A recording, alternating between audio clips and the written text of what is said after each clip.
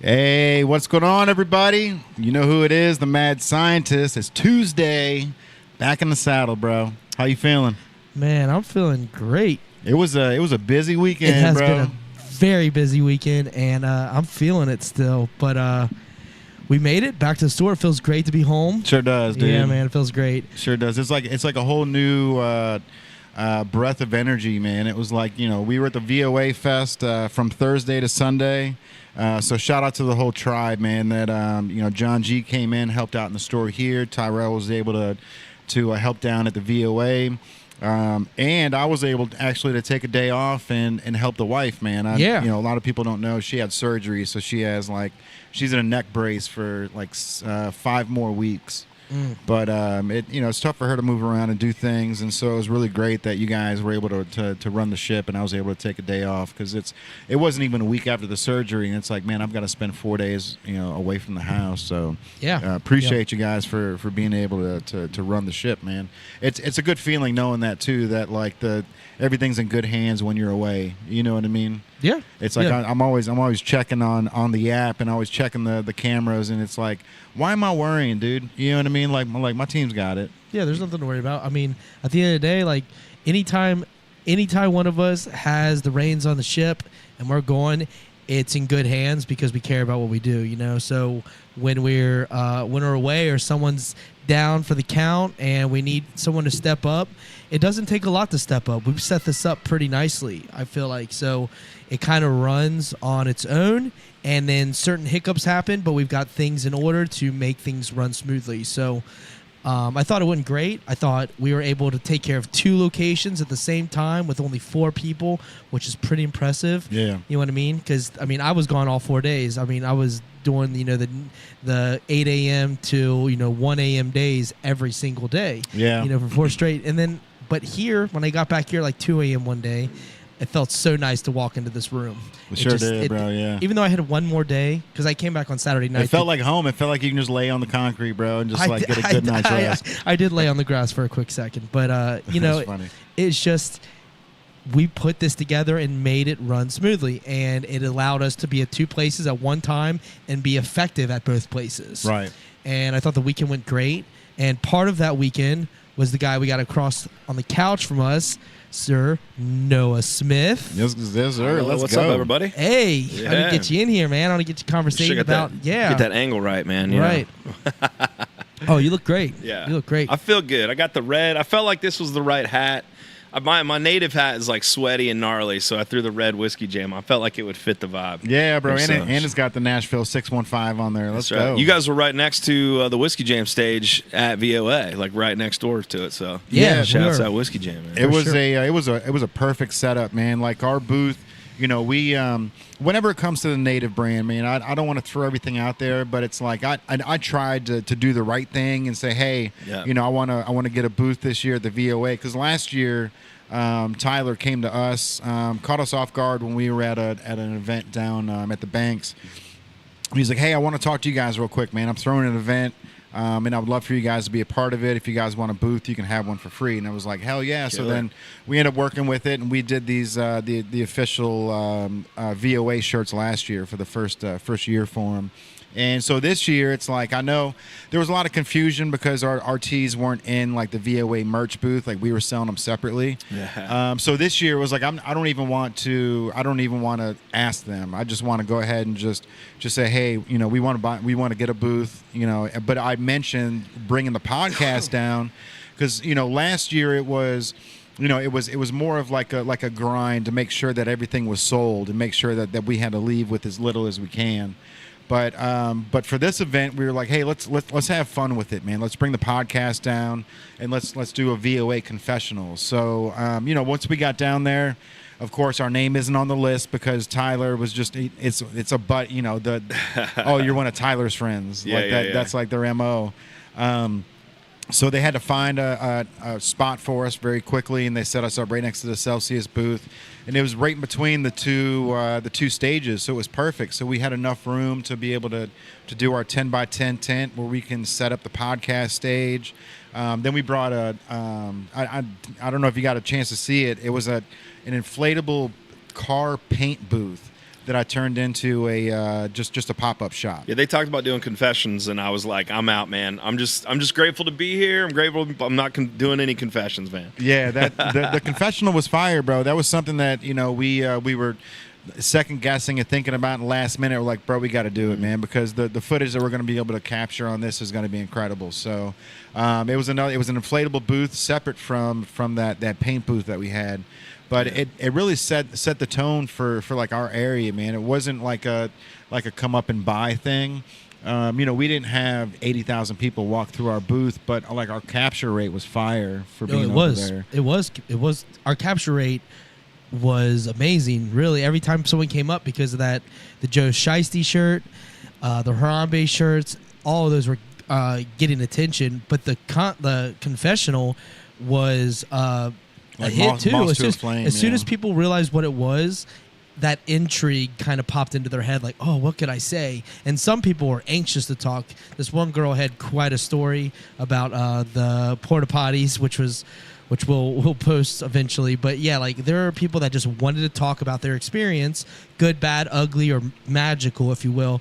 And some of these people were out here like super hyped about these artists. They were like, I'm seeing this weekend. I am so excited. We're gonna see this. And they were hype men on their own. Yeah. You know what I mean? Which is what we want. But at the same time, like, some people are saying some juicy stuff. We were getting some tea in there. I couldn't hear through the microphone. I could only hear through the inflatable. But people were going off, and I was there for it. I was just giving them the option they come on in, say what you want, just say your experience, or give us some tea. And some of these girls out here, they got a lot to talk about. So, like, I tell you what, these girls are like, I want to spill all of it. And then the boys are like, maybe I'll say something. Where's this going to be uploaded at? Yeah, exactly. Yeah, it's funny how they all look at it different ways. But really, like you said, like, the lights and the whole aesthetic brought so many people there because they were curious. Right. Just curiosity, because we did look different than everything else. For sure. Straight up. And we were by a stage, so we did get eyes on us, but maybe those eyes were a little nervous to even come over, because that's not what we're used to. You know what I mean? Because we did stick out. I mean, you could see it, One thing that I loved about it, man, was like our side of seeing everything. We got in early. We got there at like 8 or 9 in the morning to set up. And it's like everyone that works there, man, it was a well-oiled machine. Being able to see, the bomb squad was there every day checking bags and making sure that all the tents and places were proper. They did things last year. There was issues with cell phones. Like, people wanted to film things and upload them to Instagram, and they couldn't. And that was something that right away they're like, we got to fix that. Because obviously they want everybody to be posting and that they're there. So they brought in cell phone towers this year, which is wild. It's crazy. Wild. Like they brought 2 cell phone towers in. Yeah, and they literally just like I said before, all the T's were crossed and all the I's were dotted. From our perspective, and there's 3 perspectives here, right? There's ours as a vendor that comes in, and we don't get the backstage access. We don't get the behind the scenes. We get a little behind the scenes, but for somebody like Noah. Our experience was amazing. Seeing it as an artist, seeing it as a vendor, and being a part of it the second year, you can really see that, like, any hiccup they had last year, they ironed fixed. It out. Yeah. I mean, even the divots in the ground where if there was a quick slope or a quick if a tire got stuck in there and it did a little groove, they went in with gravel and leveled everything out. Which are things that you and I see and notice, but the day-to-day people, the customers that are coming down just for the 4-day event, like, they don't notice, like, all the little things that they did to put in. But for somebody like Noah, like, how do you feel the experience went? Because you've got it on a different side, like, you're an artist that comes in and you're part of the backstage, the green screen, and you've done other events before, you've been on stage. Like, how does this compare to other events that you've done? Yeah, man, I think you said a good point. I mean, the last thing I'm going to do is get in confessional about getting invited to play a festival. I mean, there's, but I think you had a good perspective of what you just said. It reminded me is, like, people just came. People go to a festival. It's not about, a show's not about me. It's about the people that are there experiencing that, and people go to a festival, they want to drink and have a good time and party and do the thing. And so I think it's a good reminder of like why we're doing that. And me and my band were always talking about, it's like, we get to do this, you know, like don't every 10 or 10,000, we're going to throw it down, kick them in the teeth. We always say, it's like, so I mean, you could get going on about all kinds of stuff, but I think it's a great festival. I think just like all of us, they're learning and growing, and it's just, I mean, they already announced next year for like 4 dates, learning from top to the bottom, because I mean, you can't complain when somebody's bringing an artist like Keith Urban into this area. They're doing something right, you know what I mean? And so the rest of those details are going to work themselves out. So from my seat, I just get excited. I mean, we had a huge crowd at our stage, and we got booked early on, and then kind of got bumped and moved around. And so I just show up and say it's easier to say thank you than it is. It's just as easy to say thank you as it is to say F you. Aaron Tippin's manager told me that one time behind the stage, and I was like, that's a great point. So I just try to always have that. It's like, man, thanks. We got 30 minutes to come in here and just murder it, and I think we did. I ended up we had a great moment. I don't know if you caught it at the end. You were like front row taking self pictures and stuff. He's good like that, bro. But I had a moment where I was like, hey, we're not on the main stage, but we're here in this moment, and there's 300 people, and I got off the stage and we sang the end of the chorus for a song and just disconnected from the whole festival, and was like in that moment, you know. And so I think it was great. Absolutely had a blast. Beautiful day. I think it's amazing that we have something like this going on in Westchester, Ohio. It's pretty cool. Grateful to be there for sure, and hopefully VOA. Hit us up. We'll come back, Tyler. We'll come back next year and do it again. Yeah, man. We were talking to a couple of the people on staff, and we were figuring out that they want to bring this thing to other states now. Yeah. You know what I mean? So it's something where what a name, dude! They got the name for Voices of America. Like, take it on the road. Right? No, it's incredible, man. What's happening here? It stopped recording. All right, go ahead and take over the convo. I'll get it working. Yeah, to what you were saying, like, definitely, if you can get on next year, you should definitely do that, because I think the growth of this festival is going to be monumental, especially for this area. Like you said, like Westchester getting Keith Urban, Jason Aldean, Sam Hunt, like those guys that they definitely don't have to come to Westchester for any reason at all. You know what I mean? And they're going there and they're playing incredible performances, and they had people featured on stage and just bringing all sorts of top tier talent out on there. And you're growing as well, so I can only imagine where it's going to take you as well. But I mean, crowds like that are the perfect crowd to play in front of, because you have people that are loyal. I mean, I don't know what tickets are to that festival, but it's not cheap, I'm sure, to get in, and it shouldn't be, because you have A+ artists. But it's like, for me to get in front of those types of people, those are the people that aren't worried about spending $30 on your shirt, and that's how you make it down the road. You know what I mean? Real front row or don't go music fans. Like, that's our people. That's how I've made it, as long as I've made it, and they keep giving me hope to keep coming back and doing the thing again. Shout out big old family, all my fans out there in the world. But like, that's why we show up and do it. I met a crazy story. I was in Milford, Ohio on Thursday night. I played an acoustic gig at Cincinnati Distilling, and I ran into a gas station, and there was a lady with a Washington Redskins tattoo, which now they're called. This was a Redskins tattoo. This was an OG. Okay. And I walked into the gas station. I was like, "Oh, great! There's Redskin fans here." Just joking. Yeah. And they start talking, and you could tell they had a couple drinks. And they're eating their ice cream, and they were like, "We're in town for this festival, the Voices of America." And I was like, "Are you going to be there Saturday?" And so I connected with them, and they ended up showing up and like partying with us the whole time, front row, like from Pennsylvania. So that was like just good. That shows you right there, like that festival's bringing people to the area. Yeah, it absolutely. Yeah, that's awesome. That's like full circle moment, kind of. You know what I mean? Like where you're getting the connection to someone before they even know your music. Yeah, right. And now they're probably gonna listen to you. Oh, they were like, "We're doing everything. Let's go." So yeah, I was like, "Here, follow me on Patreon. Get on the Facebook page." Like all this stuff. Nate Favitel in the building. Hey, yeah, I've met some people from across the waters, across the pond, man. Like, I mean, Australia, I think, and then somewhere in Europe. People are like coming to the tent and thick accents and just talking to me about and I'm just big country music fans, and they're in the States for a period of time, and this aligned when they were there, and they talked about it, and they're like, "Yeah, we're here for another 3 more weeks, but like this is our highlight." And I was just That's awesome. Like, and there, we traveled about 4 hours to be here on top of where we came from already. So that's the power of what's at play here, you know? Well, we're oversaturated. I mean, it's the United States, capitalism at its best, but like you could say we're oversaturated. But other countries don't have country music, American rock and roll. Like, this is the third year in the row I'm going back to Denmark. I'm going back in September with Nashville Nights International Songwriter Festival, and like the people that are there, they don't have what we have, and it's like we're just so Al Dean and Keith Urban on, like, if Al Dean and Keith Urban were in Denmark on a Thursday night, everybody in that country would be at that festival. You know, It's like we're so lucky and so fortunate to have what we have.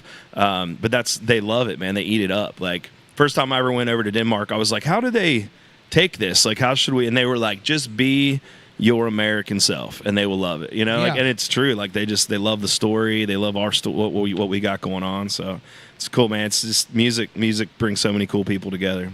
It really does, man.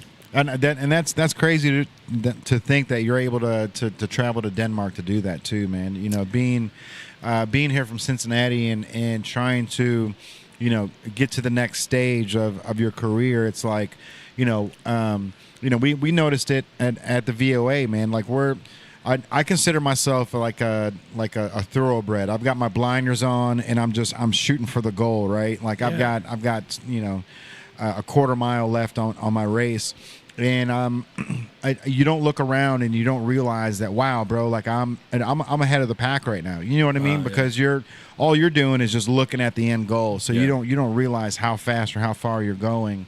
You know, and that there's moments, you know, for you, it just like there are for us, where it's like you've got to stop and smell the roses, or someone's got to stop and say, hey, bro, like, you know, you're really killing it right now, you know, because that's cool. Yeah. You know, there's moments, there was a couple moments that we had down there at the VOA where it was like, it's good to know that other people are paying attention, because, you know, the dust is flying here, bro. You know what I mean? Like, every week we're cleaning up the dust, and then we're throwing another bomb off to see what happens. Yeah. You know, so it's like it's really cool to see somebody that comes in and says, you know, all those bombs you're dropping, dude. Like, I've been paying attention, and all of it's paying off. Like you know, the story that you're putting together is one to be told, right? And that's how it is when it comes to music, or when it comes to any type of business that you're trying to do. You're trying to tell a story, you know. Or if you're not, then you're not connecting with your people. Yeah. You know. But when it comes to something like what you're doing, have you played it at Whiskey Jam before? This was the first time that I've heard of them. Yeah, man. I've actually I was hoping to jump on that stage, because I think the festival just kept growing, because we got booked earlier on and things were getting moved, and we're like, now you're going to play here, now you're going to play here. But I've actually played Whiskey Jam 3 times in Nashville. They know what they're doing, dude. Like, man. I remember sitting at Tin Roof Revival on the Mumbrian while Ward was like still a bartender there, like right at the end of him being a bartender, and he started a Whiskey Jam. And I mean, it's very similar to some of the path you guys are on with Native and what your kind of vision, and I think they're not afraid to try things, you know. And I mean, I actually texted Ward the night before and was like, hey, man, are you going to be there Saturday? And he was like, I'm here Thursday, Friday at Voices of America, and then I got to fly to a Luke Combs show, because they have a whole other stage like that on the Luke Combs tour that they're building. And there's some I don't know completely, but I think there's a next level move getting ready to happen in Nashville with them. I just see it happening, like what they're building, and at the end of the day, their hats are dope too. So I'm always grabbing. But yeah, they sure are. To go to I found Whiskey Jam. It used to be on Monday nights at a place called Losers, and it was at Winners. I'm sorry, and I played it. We've played it 3 times, and like to have an original, you go in there. No sound check or nothing. You throw up, fire up, dirt bike it, plug in and go, and you get 3 songs.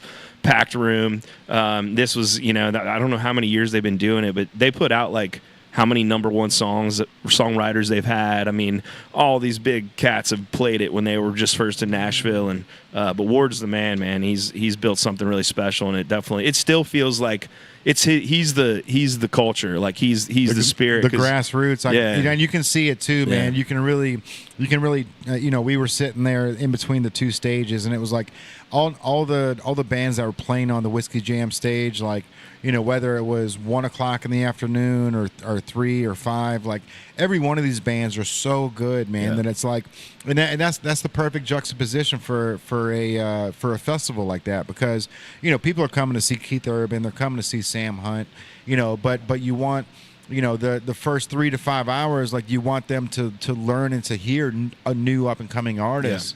And that Whiskey Jam stage was perfect, man. It's like I'm listening to the music that's coming off of it, and it's like I can really tell that the Whiskey Jam had their hand in to say, hey, this is a great up and coming artist. He's out of Nashville. He'll be great to add to the lineup, right? And it really did, man. These people, like, I've never heard any of these guys before, but it sounds like they've been playing country music for 30 years. Yeah, dude. yeah, killer. And then of course, when Keith Urban comes on stage, it's just like there's something about like when that song comes on that you heard on the radio, and then it sounds just like it did on the radio, that you're just like, holy shit, bro! Like, this guy knows what he's doing. Yeah, there's some of those guys can all but perfectly mimic, like not even mimicking, they sound so much like the record or what's happening on the radio or whatever. When you hear it, almost like, that's not a backtrack, that's him. Like they've got so much experience, and like Keith Urban has been doing it for such a long time, to not have any inch of like, seems like fall off.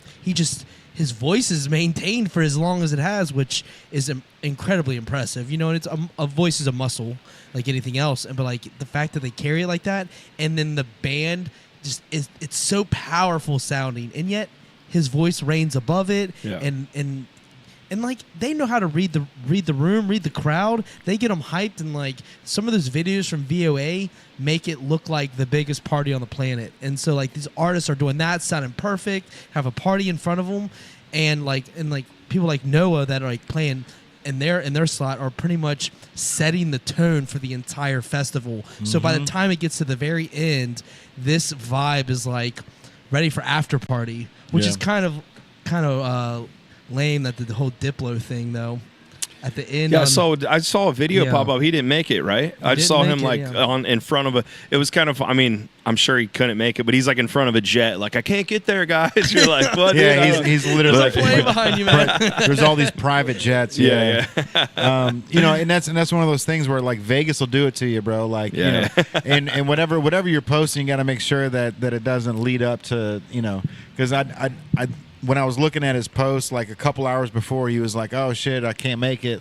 He had like a bucket full of beer that leeches were just all like crawling in and drinking all the beer like that morning. Yeah, they like before that tour, they just put him out and like they just take 2 or 3 takes of him being like, sorry, guys, can't make it. They just keep him on standby. So if things get wild, they just drop the video in. Like. Right. Is that the thing though? Is it all your boys that are sitting there like they're like, bro, you're gonna go to a country concert in Ohio? Like just stay here in Vegas, man. Like we only got 3 more hours of this hotel room. Just stay here. Right. You know what I mean? We still have 2 more bottles left from this. From you're really not going to walk out, are you? Yeah. For a country concert, right? But little does he know, that this is like this. Honestly, bro, this was put on. I feel, there obviously I feel like there was more people at Bunbury, but the way that it was put on and the team that Tyler put around him is like it's incredible. What dude. I love about it is as soon as we got there, I've looked and I was like, I know the space is Voices of America, it's the actual park, but I hope they keep it as consolidated as they can until they overflow that, because so many festivals that we've been at, they'll try to I don't know if you guys, there was a country. No shame on anybody. They were trying to figure it out. I don't even know who locally was involved with it, but Buckle Up Festival was a country music festival. They did like, I don't know, it's 2017 maybe, and they tried to like run it all throughout the Ohio River. It was like every stage, and it was like unless you have 200,000 people, all of these stages aren't going to feel filled up. But Voices of America, what a great spot where it's like tight. If you want to go to the main stage and turn around and go to the next stage or a small stage and go look around, you can come back. Like I'm always a big fan of, like, if you're putting an event on, keep it small until it overflows like 3 years in a row, and then grow it up, And they're just being smart. It's like the location's there. Let's just add another day if you want to bring more people. But it was a good time. We had to take off early because one of my guys had to be somewhere for a show, and I was excited to be home by like 9 o'clock, so that was cool for once. But because we played 3 p.m. on Saturday afternoon, but I wish I could have hung out because it was definitely a good time. Yeah, man. You know what? The one thing that I feel like would really just put the icing on the cake, and I know that they're already doing this, but they've got like a place where you can, where you can take RVs or your campers and you can just camp out for the weekend. And then they've got Guest, which is Patrick Dye's company, that's bringing all the people in on the little electric taxis they've got. But if they can allocate a little bit of room outside the fence for all those RVs and shit, like, you know how dope that would be, just to be able to walk back to your RV and country concerts, grill burgers and have Budweisers and do your thing, like a camp out type of situation. Bro. I know. I mean, there's a lot of festivals that do the camp out situation, but it's got to be like on site where you can still hear the music and shit. Yeah, it'd be cool if they like did like a bottleneck thing where they like you'd walk up and then it would open up to just a bunch of campsites that costs so much per plot, whatever. Yeah. And they have it all spray painted out so they can like you get this spot. They could do it very easily, but. There's so many people that would do that. I was just thinking about it's not as easy as you think, though, because all those campers got to tie up to water. They got to tie up to some type of. I think a country concert up in Fort Loramie. Have you ever heard a country concert? It's North Ohio. Someone told me about that this weekend. I don't know how many people, but I'm going to say. Just because of the space alone. I mean, they've been doing it for 20, I don't even know how many years. It's been a long time. We actually played it in 2019, but I'm pretty sure you can pay for your spot. And, like, people love it. Like, people that have campers, they love that stuff. They're like, sign me up for next year, man. And they start inviting their friend. And, like, I think you can lock in your slot, which makes total sense. Like, if you just, like, we were talking about that earlier, Andrew, was like people aren't planning stuff. They're like, that's where I'm going to be. I'm going to plan ahead. I want my tickets early. I want to get on it. Yeah. Another thing I think Voice of America, like, I don't know everybody involved with it, but shouts out to all. Like, Cincinnati needs more people doing great work, showing up on time, doing the thing, being prepared, paying people. And, like, there's a lot of great clubs and music in this city that do a lot of great work, but we've been here a long time. There's just like every city, there's a lot of people that don't show up on time and they over deliver and they don't make their yeses. And it's like, you see something like VOA, it's like, man, they can do that. All right, Cincy, let's grow. And it just comes down, top down from everybody doing it. And, healthy marketing, healthy promotion, healthy communication. It's like, that's something that gets me excited. We try to roll that way. And healthy communication is probably the number one thing that you said there, man, because one thing that I've noticed about Tyler when it comes to the VOA, like, this guy's busy, man. He's busy, but he always answers his phone by the second ring. You know what I mean? And it's like a text message. Within 30 seconds, you get a text message back.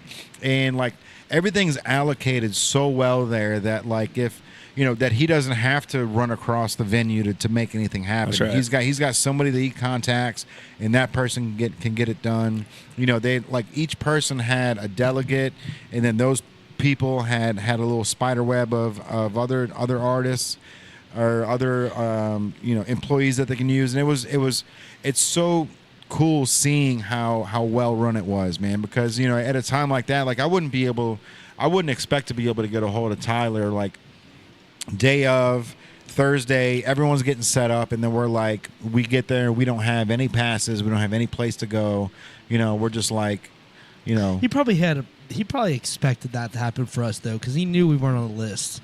Like, when we walked up, it was kind of funny because they're like, who are you here for? And we're like, Tyler. And, like, it's not like you could feel like an eye roll, but you could feel like, oh, we have to take some extra steps to make sure these guys are supposed to be here. Like, and they start making phone calls to AJ, I believe. Yeah. AJ was the one that we spoke to.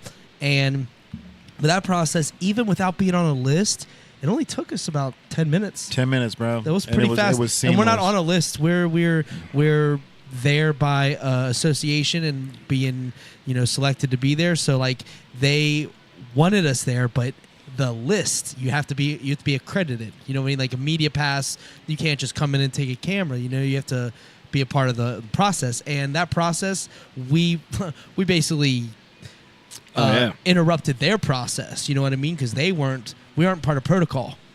You know, and they had 50 minutes of bomb squad went through. They were like, you got about 48 minutes to we get got everything set up. the full sniff, man. We had the van in the trailer and had the dog come around, and he's like, we're gonna get the dogs out, and I rolled my window up, and the guy started laughing. He's like, it's just for bombs, don't worry. Like, yeah, bro. Like, what do you assume? Because we're a band, you assume we got some contraband in here? Yeah. Bro, we have a whole. We've got these stories. We have a whole. We were last year. We were the ones that set off the bomb squad. Oh my gosh. Yeah. That is a story. That's a whole story. We've told. That's a confession booth right there. Yeah, man. We'll make it a quick story, bro. So last year we were setting up around 9:30, 10 a.m. Just getting the tent popped up, and now we're trying to organize all the clothes and get everything set up. Sound checks going on, so there's loud music coming off the stage, and all of a sudden, behind us, all of a sudden we just hear somebody yelling like, "Get the fuck out of the booth!" And we're looking around like, what? Like us? Like what's happening? No way. Somebody's just red in the face, like, "Don't you see the dog? Get out of the fucking booth!" We looked down, and there's a canine that was like right there at the front of the out. tent. I'm out. Yeah. So we walk to the side. This guy's already blew a gasket, so he's already flipping out on us. And there was cops there, FBI or whatever. They came up on golf carts. They came up everywhere. They were nowhere, and before you know it, there was 4 golf carts surrounding us. Yeah, and so they were like, "You guys got to get out of here." So he actually kicked one of our employees out completely because he was like, "What's happening? What's going on?" Because he just walked up. Yeah. And so, anyways, like, long story short, I'm sitting over there at like the Pepsi. Pepsi tent. Yeah. Same tent, yeah. And I'm just sitting there while the FBI is looking through all of our stuff, and this dog is like sniffing all of our bags, and I'm just looking around going, man, I really wish, dude, that like I had my phone or somebody's recording this, because like this is a bomb scare at a country music fest, and of course it's native that it's happening to. But long story short, it was his inhaler that was in his bag that set the dog off. Yeah, but it was the same thing, man. I talked to the police officer, and I was like, "Hey, bro, I've got some pot in my bag." Yeah, I'm just letting you know, bro. And he was like, and he laughed. He was like, "No, dude." We're not worried about that. He's like, "That's a bomb dog," and I was like, "Are you fucking kidding me?" They're like, bro? "We haven't worried about that for like a decade." Right, yeah. Right. That's crazy. It was my bag. I had my inhaler, which I haven't had an asthma attack in a while now, 5-6 years. So I wasn't even really thinking about it. I was at the bottom of my bag, just there, just in case, whatever. But that dog picked up on it like immediately. Sat down, bro. Like, it's right here. By it. And so they had made an aggressive yell at the employee that was going to work the tent for us, and they were like, he needs to leave. We're going to remove him from premise. And I was like, and Jay's like, go with him. So I had just got from carrying. So the first I need my year, inhaler. No, right. That's funny. No, I had just gotten done carrying from across the entire place all this heavy stuff. So I hadn't even gotten a drink or anything, and they were telling me to leave now. So I was like, I wanted to grab my water. So he ran back to the bag to open up the bag. Yes, and to get my. Which I didn't know they were the same bag, the K9, move. Dude. The same bag, the K9 alerted, and they were like, "I told you not to." Dude, he threw the dog at me. Yeah, bro. Yeah. He threw the dog at me, and I didn't know what. Like, there was no information being given. It was just like. I've never been tased or bit by a dog, but I think I'd rather be tased than bit by a dog. Oh, I've been tased on purpose, and it's fun. It's fun. It is. How's that feel? How's that feel? It shuts your nervous system down. It's crazy. Like I had a buddy that worked. It was a high school friend that worked literally right across the street from my house. He was the police officer for Dayton, Kentucky. And he didn't use the prongs to shoot me, but it was the actual gun itself. Yeah. And it was a birthday party, and I was like, "Yeah, bro, let's do it." Yeah, I'll take one, and just fucking right to the arm, and it's like it like your entire nervous system just locks up, bro. It's like it can't do anything, but Have you seen the videos where like the airport dogs when they retire, like the bomb dogs, like their last day of service, they'll send them through the little aisle and they'll just drop like 50 tennis balls out. Oh yeah, it's like the cool. It's like this is the cutest thing ever. That is. Yeah, this man, dog was definitely not cute. This dog, he like. And the thing was, is when he put the dog at me, I was like, I jumped back, and he's like, "That dog would have bit you." No, he's like, "Get out of the tent." Did you not understand how serious this is? I was like, he was the one that like pushed. I just him wanted the water. I know German. It's okay. right. I was like, I just wanted my water, and he's like, "Get out of here." So we're walking across, VOA, and we're walking with this cop. He's walking with us, whatever, and just very high security, high tense. And he's like, "Is there anything in your bag that you want to go ahead and admit that you've got?" And I was like, "In my bag?" Yeah. And he's like, "Your bag." I was like, maybe a little THC products, like me and Jay have our stuff, or a pen, vape pen, whatever. And he's like, "Oh, we're not worried about any kind of weed." And I was like, "Oh, what are you worried about?" Yeah. He's like, "That's a bomb dog." Yeah. So at this point, Noah, I'm like, now I don't know if I'm going back. So I'm like walking back, and I'm like, look at the arm, and I was like, dude. He just said a bomb dog. I was like, are we not going back? Are we are we done? Are we going to get thrown in a van? And it's not that like. So we walk to the front, and all of a sudden like 4 cop cars pull up, and they're just standing with us, and they just like stay right there, don't talk.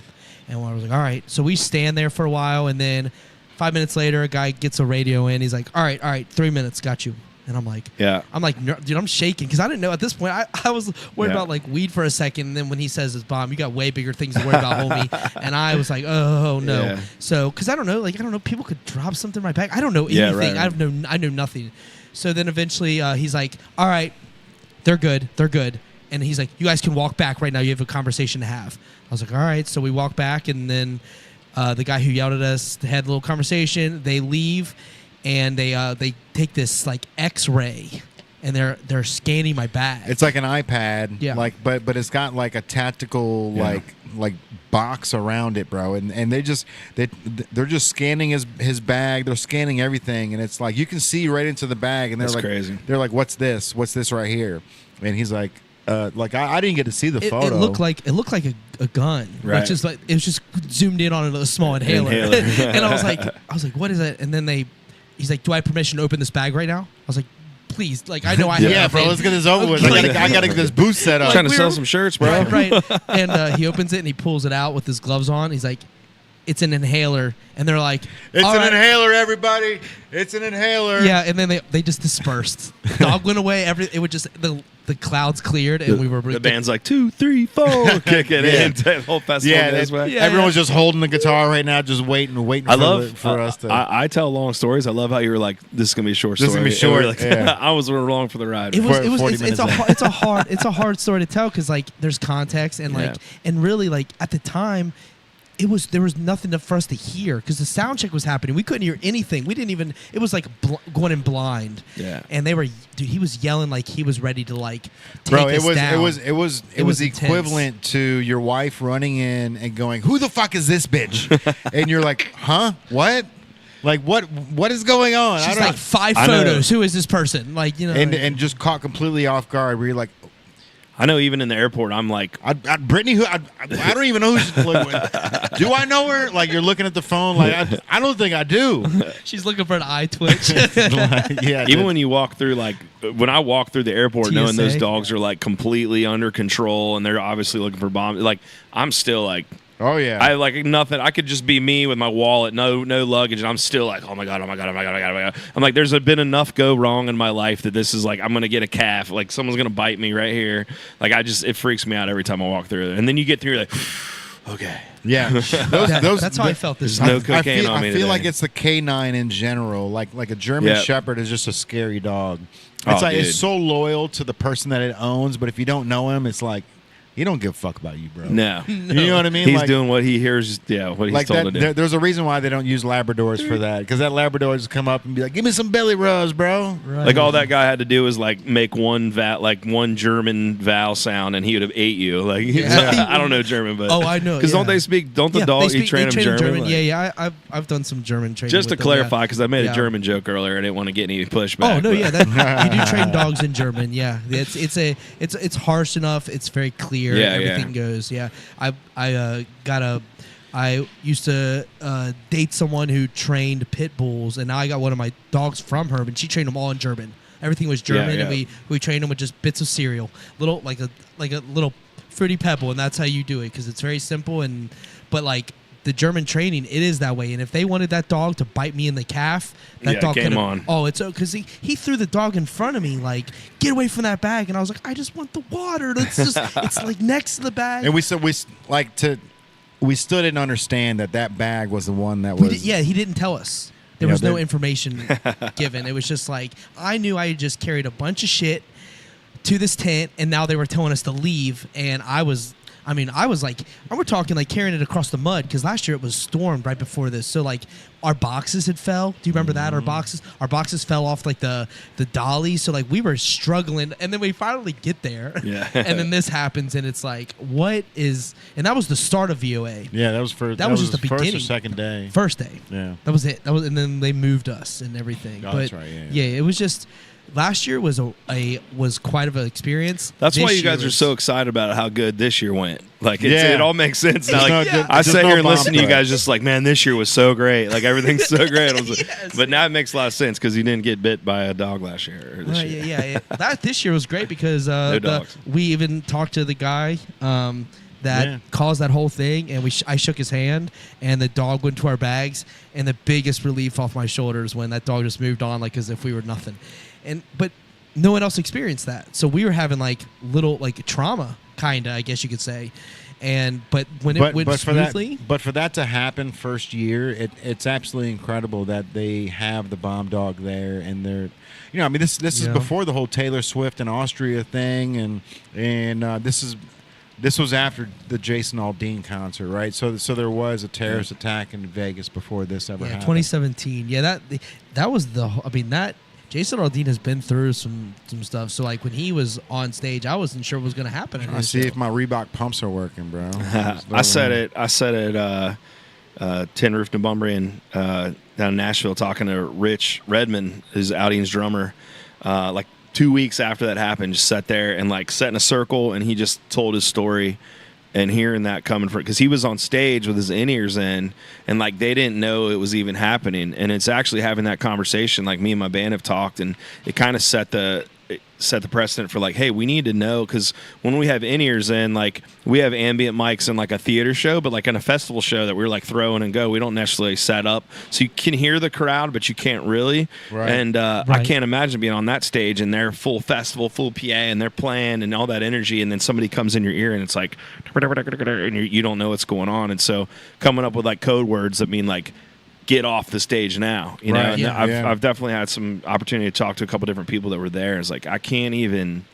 It's just but because of that, like every once in a while I see some drunk dude that, like, I was at Fountain Square this year and some guy just came running like from the street. He was a homeless guy or something was going on. He was on drugs, obviously, but he came like running straight at the stage. And as I'm thinking, it's like, oh, it's just some crazy guy, because we see. I think you have a pretty you have to have a longer fuse if you're out in clubs and playing music, because you're gonna bump into somebody and you can't every time be like, what, man, you know. It's like all those guys in clubs you run into that want to fight. It's like you gotta take a little breath, things happen, and the situation's boss, you know. But that guy running at me, I still think like, what if at this point something goes wrong, you know? And I can't imagine being what happened in Vegas. Is like, I love Vegas. I got a Vegas tattoo on my shoulder. It's like one of my favorite places. But it's a good time out there, man. You know, but Diplo was there and missed Voices of America. Diplo was there and I'm talked in front of his private jet. I'm still blown away that they haven't brought out more info on that shooting, because you know the way that casinos are. Well, I mean, the whole thing was there was people blockading the exits.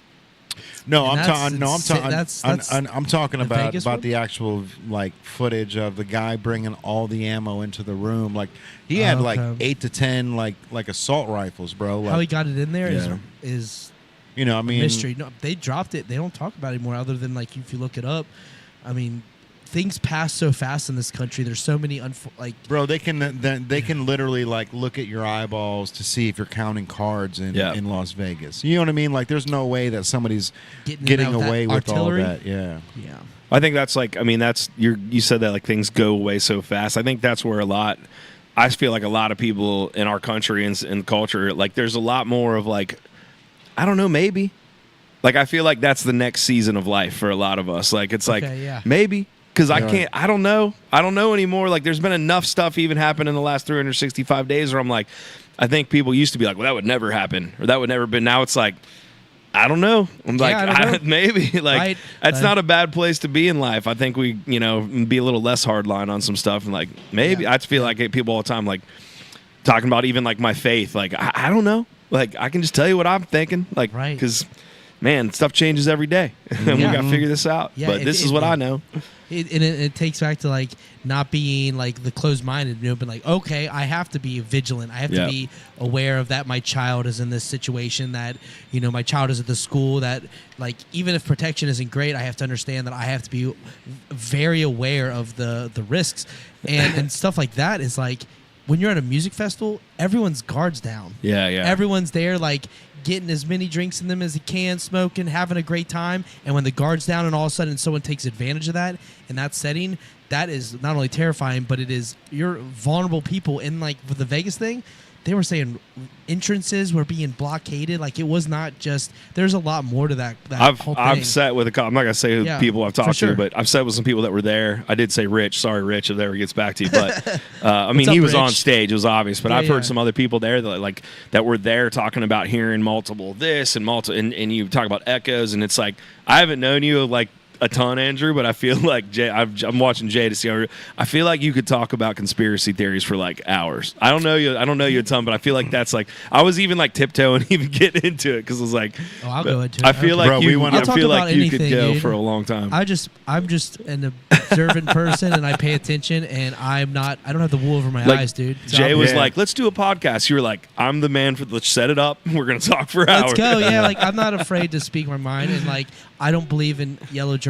I'm here to tell the truth. Yeah. I feel like there is a truth, and I'm not afraid to speak on it because that's my plate. I don't know. It's just is what it is. That's cool. I'm gonna tell you a turning point, bro, and it was probably about 3 weeks ago, maybe a month ago now.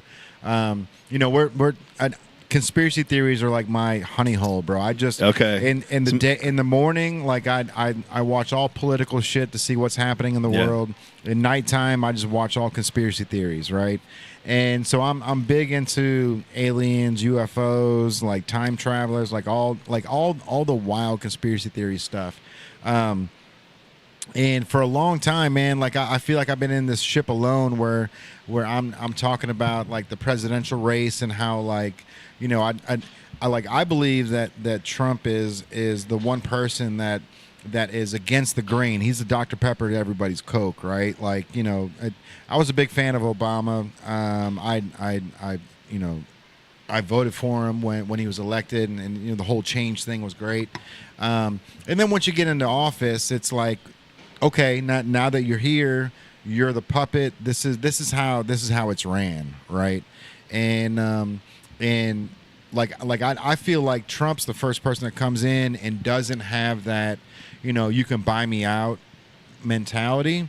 And I've been trying to tell Andrew and Tyrell this for a while, and it's like, they don't spend 3 hours in the morning every morning watching both sides of the spectrum, and it's gotten to the point where I just watch news from Australia. Like I watch news from other countries, so I get an unbiased opinion. So it's not like I'm listening to Fox or I'm listening to MSNBC or ABC. Like I'm listening to what the world is talking about us.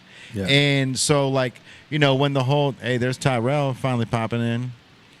So when we're sitting there, the whole Trump assassination attempt happened. And I come in and I talk to Tyrell and Andrew, and they've always been on the fence. They've always been like, well, they're not Trump supporters, they're not Biden supporters. They just don't know what the fuck's going on. And so when I after the assassination attempt, I came in and I told Andrew and Tyrell, I'm like, bro, just think of it in this mindset. Like, what if Trump is doing is really fighting for us, like not bullshit. Like he's not doing it to try to boost his company or his things. What if he really is fighting for the American person, right? and for a long time, bro, like Tyrell and Andrew, they both don't want to. They don't want to hear my political views. But after the assassination, like I saw the light bulb pop in Andrew's head, where he's like, "Holy shit, bro! What if the government tried to assassinate him because of status quo?" You know, and like once that happened, it's like I was so excited that I went home and I told Kaylin, I'm like, "Look, like I think I'm finally breaking through to Andrew on what's happening," because it's like, you know, like it could be completely wrong, bro. Like who knows? But like, you know, the way that I'm seeing everything like fold out, it's like the next 4 years are going to be crazy to think, and I don't know what's going to happen. I don't, you know, and I don't know if it's going to be Kamala or if it's going to be Trump, but like I do know that we've got to keep our eyes open on what's happening, because you know, if you stay one-sided, if you have your blinders on and you don't listen to what other people are saying, you're going to be left in the dust, man. Yeah. You know, and at least keep an eye open like Andrew is, where, you know, it's not all about you know, he didn't stage this to say fight. Like he got fucking lucky, bro. And like an AR-15, it doesn't have to hit your skin. Like that bullet's going so fast that it could be 2 to 3 inches away. And I lost an ear, bro. Like it only takes 3 pounds of pressure to lose your ear. Like I had somebody bite it off like they were biting into a piece of steak. And it didn't hurt when it popped off, but there was a lot of blood that came out. And that's the same thing where that bullet doesn't have to actually hit his skin. The force of the bullet flying by can rip that skin completely. Yeah. You know. I just want to say I have a tendency to call politicians and stuff just talking heads. Yeah. I always view them that way. And then and people in sports too. It's not even just the politicians. Sports like ESPN, they have people that are going for their agenda. They want talking heads. That's what I always call them. And I don't dive into politics that much because I care about music. I care about. I just kind of. I don't know. Jay sounds like he's excited that there's some light bulbs going off over there. I'm just excited to talk about it. He wants to talk about it, and I stay quiet. Yeah. I stay quiet about it, and but I do think that they don't love Trump. So like I think people have the power that want money to run the world has it how it has, where Trump comes in and is like, I'm a disruptor, love me, hate me, whatever, and I respect that. But I mean, I respect his resilience. He's went bankrupt, came back, went bankrupt, came back. He's the resilience of a human. That was before he was even elected exactly, president. but that is the resilience of a human. But then all of a sudden, I thought he fell in the line of the talking heads, but it's kind of looking like it's not that, but. I don't know. Who knows? I don't have the answer. Yeah, it kind of goes back to like, well, maybe. Like as you're talking, I'm like, maybe. Like I don't really agree. I'm not going to say I'm a big like that's a great idea to have this guy do it again. Like one of the things I've felt personally, like I'm not going to give it. I don't give every day of my life to go serve that world. Right. Like so, I need to be a little bit. Like my family, like some of them are running around. What's up, hey, guys? The whole family. But they're running around. Like my household, my kitchen table, like how I raise my boy, how we raise our boys. Like that's what I'm gonna do. And then the other thing that I just feel responsible for, and this is kind of cliche, but it's like I truly am leaning into this. It's like when the debate happened, everything was going crazy, and I kind of tuned out since then. And my buddy Matt Simpson, like I was talking to him about it, he's like, dude, listen, your job right now is to go make this record. And like I know that sounds cliche, like I'm pitching a record, but like it's real. I'm actually at peace with that. It's like I'm serving my faith's a big part of my life, and it's like I'm a Jesus guy, and and my God and my family, my wife and my boy, like I can do that. And one of the things that I've gotten to, it's like I'll sit around with my family. I love my family, but they're going off on a Sunday at the pool, complaining about this, that, and the other. I'm like, everybody's going to work on Monday, and they're not going to do anything about this. And half of us don't even know who the mayor is of our town. You know what I mean? It's like that's where my it starts from the ground. But I think it's a good place to be. Of like, I take a lot of that talking about my faith. It's like there's so many. I think we're in a recover. There's a culture of a lot of people kind of breaking down the way they were taught and kind of like deconstructing and reconstructing their faith. And it's like, I think we need to be saying maybe a little bit more. There's more wonder in this world than we ever thought. And so it's good. Like, yeah, spend the time on both sides and spend the time figuring out. I love how you said, like, you're digging in was like Australian news. Like, I always felt like that when I used to listen to, what was the NPR station in Cincinnati that CPR? WNKU. When I always like listening to Joe that. Long in the building. Yeah. And like, I felt like even in college, I was like, at least this has some kind of other perspective, relatability, you know, like it doesn't sound like everybody that I see at work. Like there's some different point, and I think that's so important. Like I love to get into, like, I got some Andrew Sovine. He's a friend of mine, music producer in Georgia, and I hit him up. I was like, I know you're into like conspiracy theories, dude. I said, send me some stuff, because I was like wanting to kind of dork out a little bit. He sent me the craziest stuff. Like I listened for like.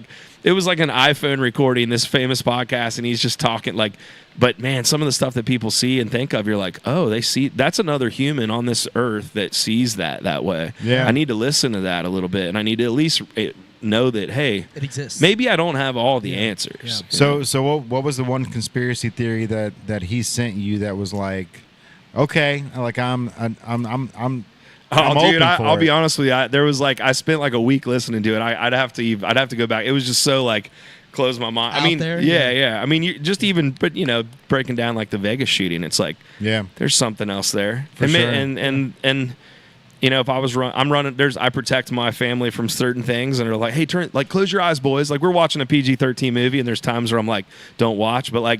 Maybe the people at the top have some of that where they're like, they don't need to see that. We need to go to school tomorrow. We need to stay. We need to sleep well tonight. Like, that's probably not good because it can get out of hand. But I don't know. Maybe I don't know. I mean, to think that over the Vegas shooting, that the potential that they were blocking off exits. Oh, crazy! Yeah, that's on a whole nother level. But like on a more peaceful set, like we talk about things that are happening in space, things like conspiracy theory. We did a whole episode about Shakespeare.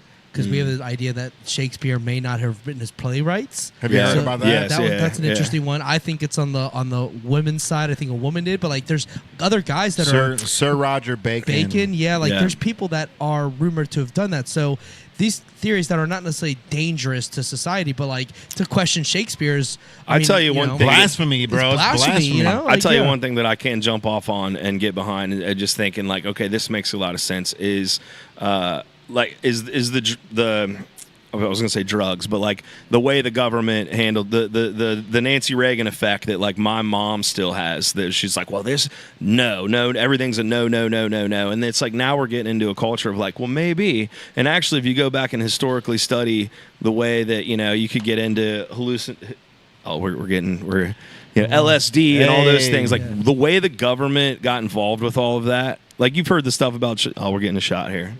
As we're talking about LSD. Tyrell's working with the camera. Let's go, bro. Like you've heard people talk about Charlie Manson and the government. Like when I hear that broke down, it's like, oh, that makes a lot of sense. They were trying to take the hippies' point of view out, you know, and if we can make them uncredible, then they cannot protest the war and all these other, man, that makes sense. Like you can't say that doesn't make sense. And now we're starting to open our eyes up to the benefit of a lot of these things and what they can do. Like that's something. I don't even know if that's a conspiracy theory, but I mean, it's true. It's definitely a conspiracy theory. It questions status quo. It's a conspiracy theory. It really comes down to the powers that be that hold the little black book want or don't want you to get information. Yeah, and they feed us stuff. They will feed us stuff to just deter us from things, and then, you know, look at this hand and behind the back we're doing this, and that happens often because, well, with aliens, for example. Are we, a society, prepared for an alien takeover? Probably not, because people would lose their minds. But if the powers that be know that extraterrestrials are out there roaming, does that create chaos? You know, like, and there's certain protocol they have to take because the regular human, they're Christians, religious. If you have an alien, you know, conspiracy, it questions authority. It questions Christianity completely. Yeah, thank you. I know. One of the things, like I said, talking about being a Jew, like I'm a Christian, but one of the things that I'm very convicted by is when there's so much certainty. There's certainty in things, but at the end of the day, we're talking about faith, and like that's what you have to at some time be like, if I tell a lot of believers like, well, I don't know that, well, that's blasphemy, right? It's like, Well, I don't know, because here's some things that I've learned that changed, but I know what my relationship with God looks like. Right. But all of these other your details, proof, if you know what I mean? if you keep going back, all these other details, man, there's a lot of things that we've changed in the last 50 years. There's a lot of things we've changed in the last couple hundred years. And if you kind of can boil down some of those things, I think you start actually, I think for me personally, that actually starts showing why my faith makes sense to me. Right. Because it's like, this is my faith. I have faith in this. And I lean into that faith, and it supports me in that.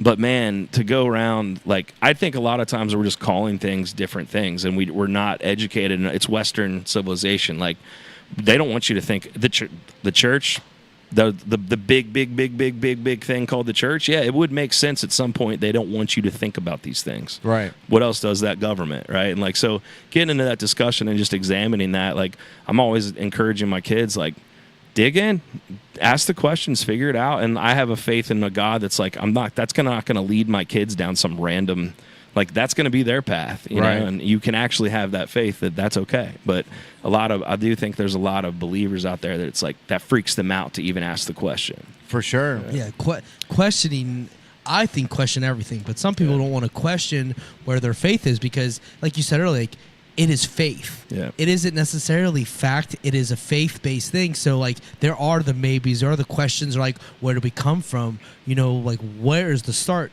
And because humans have a natural ability, an innate ability to ask a question, it's in us to be, you know, investigators and look into things as a human population. You know, apes, like they talk to apes through sign language.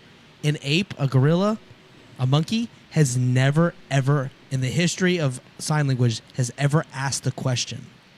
Oh, really? They don't know why. They don't ever ask questions. No questions. No, that's not true, bro. Because true. no, it's not. Because I was in the. Well, here we have an ape. I was in the Brookfield Zoo, bro, and there was an ape that was asking for a cigarette. Maybe it was demanding a cigarette, but they say they never asked the question. He was asking for a cigarette. Like, he was literally like the monkey was doing this and pointing at the guy's cigarette and give it to me. Give it to me. That's not asking. I swear to God, that's still they asking. They say that asking a question, like, because, you know, our genetic change is very similar. There's like, we're 100% Yeah. we're 30% ape, 70% alien. You know what I mean? Like right. But we ask questions on the daily. They don't ask questions. The question thing's interesting. I mean, that's a good person. That's interesting. You said look it up. I'm like, that's it, because we do have the ability to. I think that is a human thing. Like, we have the ability to go, huh? You know, like, what is this? And appreciate you. They might be curious. Yeah. They might be curious, but they're not asking us, like, what's the meaning of anything. They're just, give me banana, give me food, give me cigarette, give me this. Because, like, there's a demand there because of, I guess, with their internal. I can see that, yeah. I mean, if I have I really bring it back to my kitchen table and my boys. It's like, sure, if I don't want them to ask questions, there's probably a reason why. I'm like, don't ask that because I don't really want to give you the answer. And so it's like, I think there's a lot of that it's like, ask more questions, man. Because, like, I'm encouraged, like, go figure it out. And I think, you know, bringing back in bits and pieces of the faith thing, it's like, go figure it out. Like, we're so afraid to be like, go figure that out, man. Like, if I see somebody at church, I'm like, I don't know, go figure it out. Like, what's the worst thing going to happen? They're going to come back and have some theory about monkeys not asking. Like, but they're on that journey, and their relationship with God is theirs. It's not like, until this is right. Like, I don't know. Like, we'll figure it out, man. Yeah, and like when you're talking to your little ones, how do you frame, like, how do you separate your journey from theirs as you're parenting? Because I have a daughter. She's about to be 5 on August 30th. We're getting close to that 5th birthday,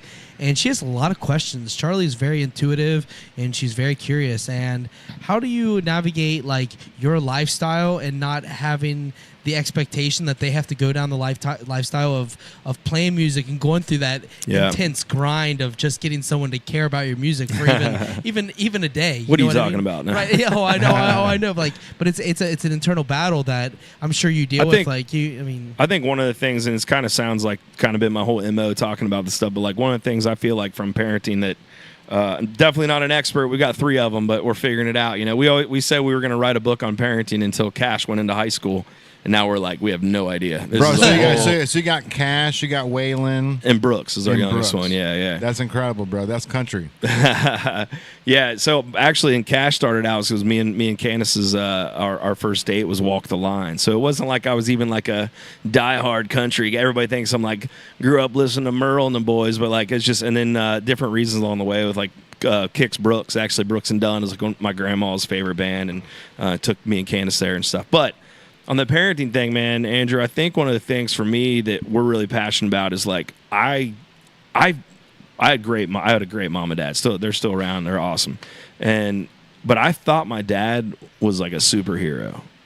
I never thought he made any mistakes. I never saw that. Right. Until I got about 18, 19 years old, and then I started connecting some dots, and hey, they've been married for 40 years or something. And so I think one of the things that I try to do is like I try to let my boys know that I'm wrong, like if I'm wrong. But what's going to happen is I'll be like, bring them in. We'll do like, hey, we're going to talk. Hey, I was wrong about this. This is why. Let's talk about it. But the way it happens is they're going to flip back and be the opposite. Like that's how it always happens. Right. I mean, the reverse effect. Not until when they're 19, 20, 21, then they'll be like, oh shit, dad was onto something. You know what I mean? Like, I hope so. Yeah. There's levels to it, bro. Like, my dad's not here anymore, which sucks because I really feel like if he was here, same way, he was a role model, like never did anything wrong. Like I saw his life go from grinding 70 to 80 hours a week to really getting to this point where he was able to choose where he wanted to work, and he chose Phoenix at first. Because I was in 8th grade, and all my friends started joining gangs, and so they wanted to get me out of the situation. So Phoenix was one of the places that he chose, and he had a 62 Chevy Impala, and somebody tried stealing it at a stoplight in the middle of an intersection. Jeez. And he was like, "Not moving here, bro." Like, nope. All right. So we'll figure it out. So they were just building a new printing place over here in Walton, Kentucky. So he's like, Northern Kentucky, that's where we're moving.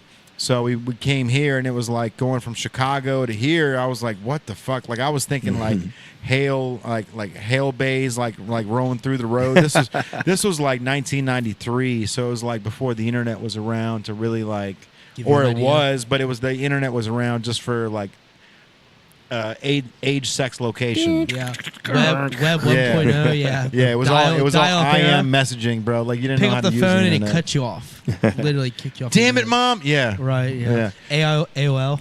But it's one of those things, man, where I saw my dad do these moves, and like I always felt like he was on top of his game, bro, every single time. And it's like, how do I do that without making mistakes? And it's like I'm sure he made mistakes every single day. He just never showed us. He never.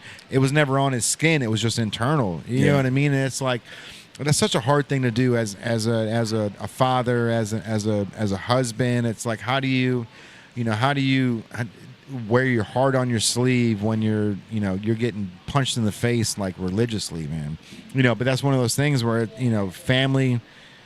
You got to have that family base that knows like, dad's gonna pull through, dad's gonna get it done, And it's tough being an adult male in this world, man. Trying to balance everything, especially in the music industry. When you've got, it's not like you got a 9 to 5 where you're getting $850 a week where you can just put it towards whatever. Like you got to go out and grind and find your meal every morning, man. Well, dude, I'm definitely at that age. I mean, season of life, but I'm 37, and it's like some of my buddies, one of my really, really good friends, I've been friends since, K through 12 growing up. Like as soon as he got out of high school, started at a place, and, he's been working there for 20 years. And so I'm definitely at that place of like, we talk. My wife's an artist too. She's a photographer, and Candace Smith Photo shouts out. Hey, and she's incredible.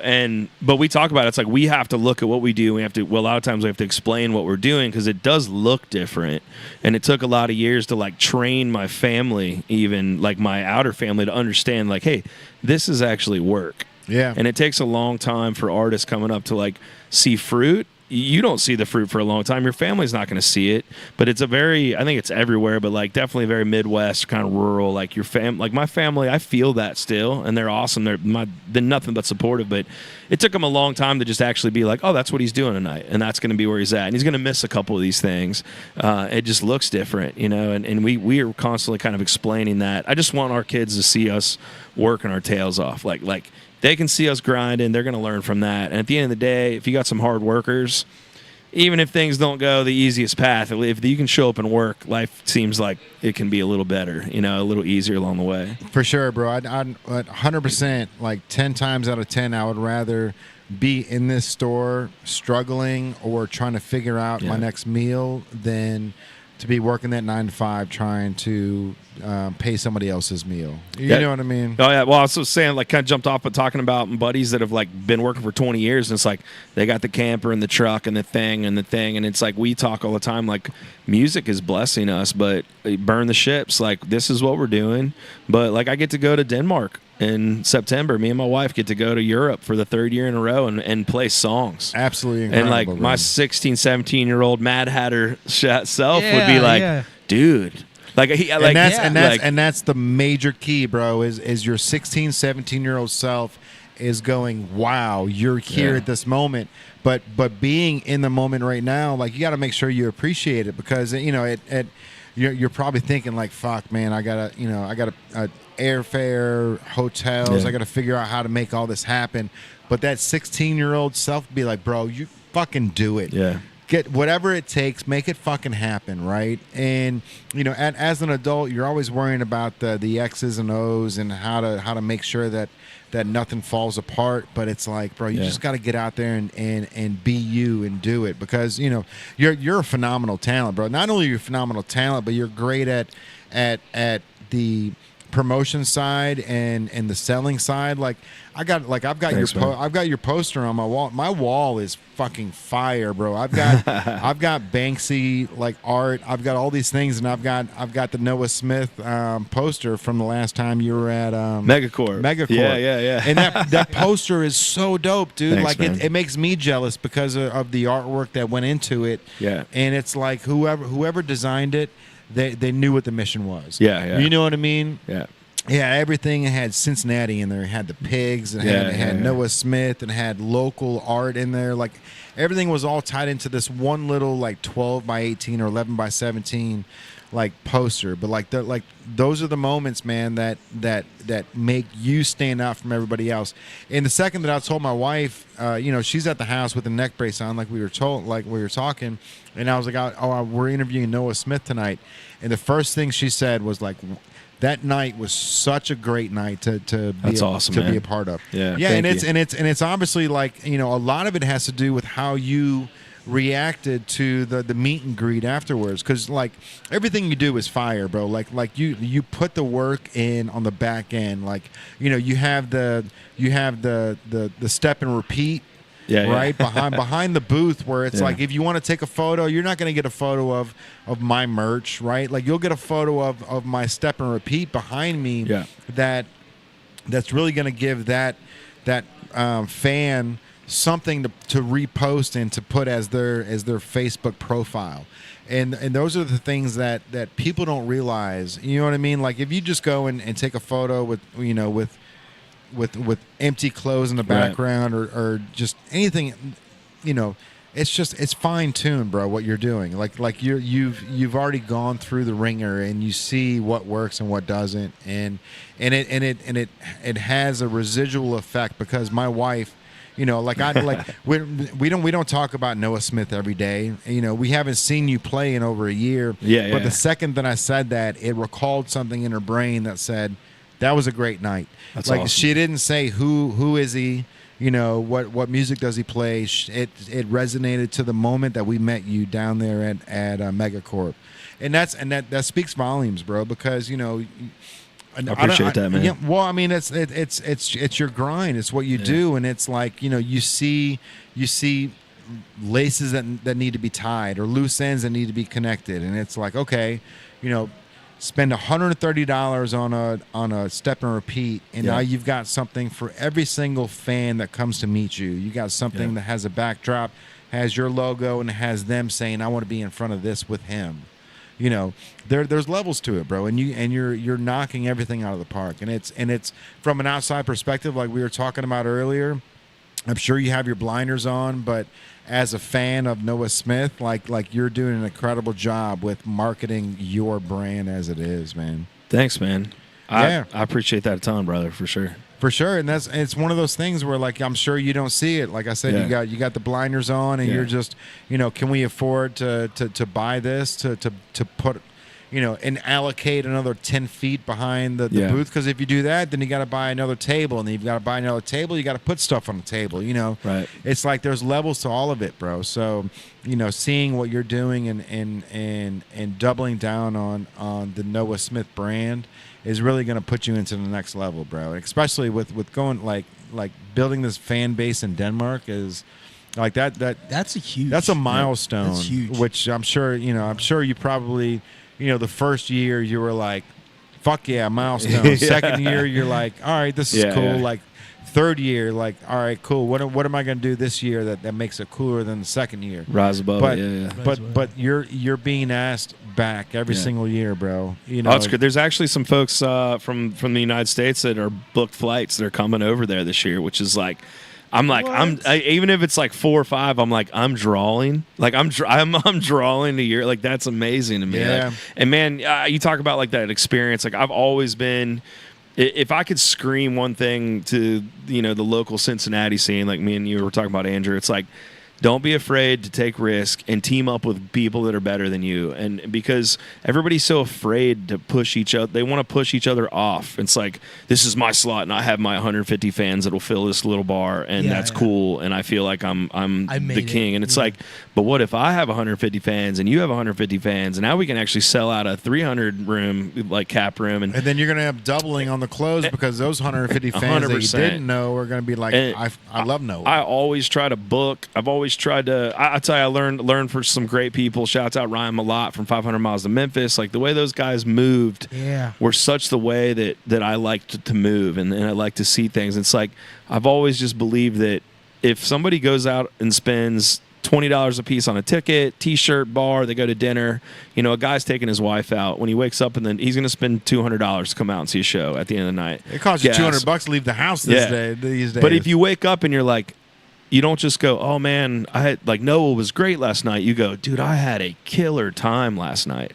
You're actually creating music fans. Oh yeah. And that means like if other people's bands are buying T-shirts and merch, and we can create that culture, then it's like so I really do appreciate it because I think about all that stuff and I see it and I try to care for it.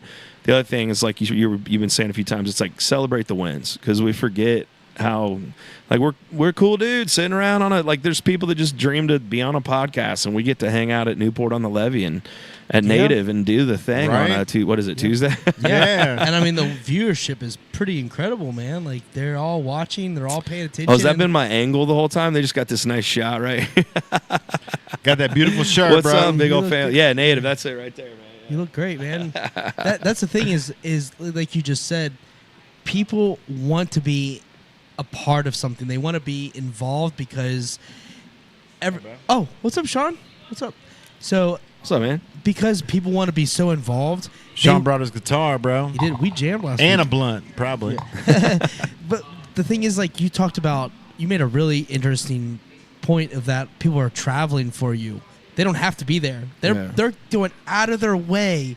Whether it's an experience, but you're the anchor in that situation, right? Yeah. And the thing with it is, not only are they spending money and their time going to it, they're weighing their options in life. Yeah, and they think bro. that the time that's spent where you're at playing this festival is better than anything else they could be doing because How dope is that? they're going out of their way. Yeah, Good. cool. It's not like Good thought process. What's it- bro. I It's bet not like they're just going down the street to My boy Stefan, there's two sides of it. My dude Blue Foley, I write with a ton out of Nashville, Nashville Nights, and then there's a whole crew and Stefan over there, and I was telling them like they got me like my ticket, like my like if they use that ticket, then it tells that it's like my link or whatever, you know. Yeah. But I was telling them like, dude, next year get us this link by like January, because people in the States don't go, oh, let's go to Europe in 2 months. They plan it in like January. You know, like that's going to be a huge thing for them that year. And so I'm hoping by next year, because like I'm definitely going to, you know, keep going back and building the thing. And I pretty much, you know, like, hey, if you guys don't invite me back, like I'm coming back, because the people over there they are so into what we're doing. Passionate, yeah. And it's amazing. Like I would give up a month of shows here to just go do like a week there. But like I told him, I was like, give me that ticket by January, because I think we could get some more people, big old families, just passionate. Like that's my fans. And I got on the back of my guitar and hold it up, and it's like always a respect thing. Like I literally get to do what I'm doing.